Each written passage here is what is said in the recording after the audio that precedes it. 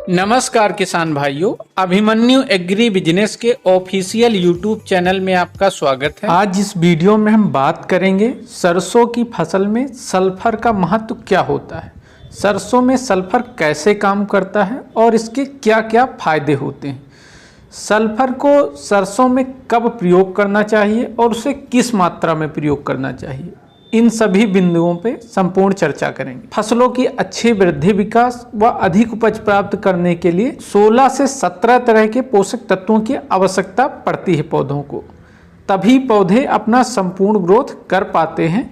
ये जो अलग अलग पोषक तत्व होते हैं, इनका पौधों के अलग अलग अवस्थाओं व क्रियाओं में उपयोगिता होती है, लेकिन ये जो पोषक तत्व होते हैं ये फसलों के आधार पे इनका अलग अलग मात्रा में आवश्यकता होती है, लेकिन आवश्यकता इन सभी पोषक तत्वों की होती है। उसी तरह सल्फर एक ऐसा पोषक तत्व है जो तेल वाली फसलें होती हैं उसमें विशेष रूप से इसका प्रयोग होता है।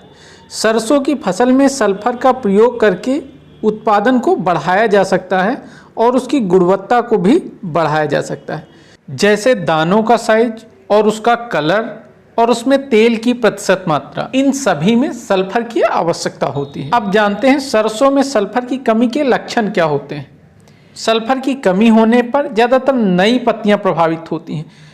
पत्तियों के सिराओं के बीच का जो भाग होता है वो हल्के पीले रंग का हो जाता है और पत्तियां हल्की पीली नजर आने लगती हैं। और इसके अलावा सल्फर की कमी होने पर पौधे की वृद्धि धीमी हो जाती है, जिससे पौधे का वृद्धि विकास प्रभावित होता है। और इसके अलावा सरसों की फसल में यदि सल्फर की कमी है तो दानों में तेल की प्रतिशत मात्रा कम हो जाती है और दानों का वजन भी कम होता है। तो यदि हमारी फसल में सल्फर की कमी है तो ये समस्याएं हो सकती हैं। अब जानते हैं सरसों में सल्फर के प्रयोग के फायदे क्या होते हैं। सल्फर पत्तियों में क्लोरोफिल के निर्माण में सहायता करता है, जिससे पौधों की पत्तियों का रंग हरा हो जाता है और उसमें प्रकाश संश्लेषण अच्छा होता है।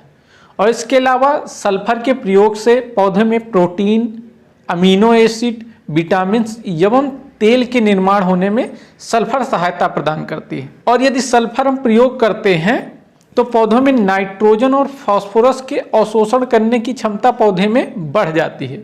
यदि पौधों को पर्याप्त मात्रा में नाइट्रोजन और फास्फोरस मिलने लगता है तो पौधों का वृद्धि विकास तेजी से होता है, पौधा तेजी से ग्रोथ करता है।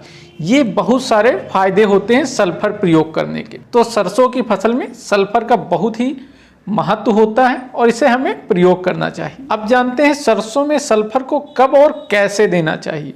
सरसों की फसल में सल्फर कई तरह से प्रयोग कर सकते हैं। सबसे पहले जानते हैं बुआई के समय बेसल डोज में सल्फर को कैसे प्रयोग करते हैं। इसमें अभिमन्यु सल्फलेक्स 90% FG का प्रयोग कर सकते हैं। इस 5 से 10 kg मात्रा प्रति एकड़ के हिसाब से प्रयोग किया जाता है, या फिर न्यूट्रीसल्फ 90% WG का प्रयोग कर सकते हैं। इसकी 3 से 4 kg मात्रा प्रति एकड़ के हिसाब से पर्याप्त होती है और इन दोनों को खड़ी फसल में टॉप ड्रेसिंग के रूप में भी प्रयोग किया जा सकता है।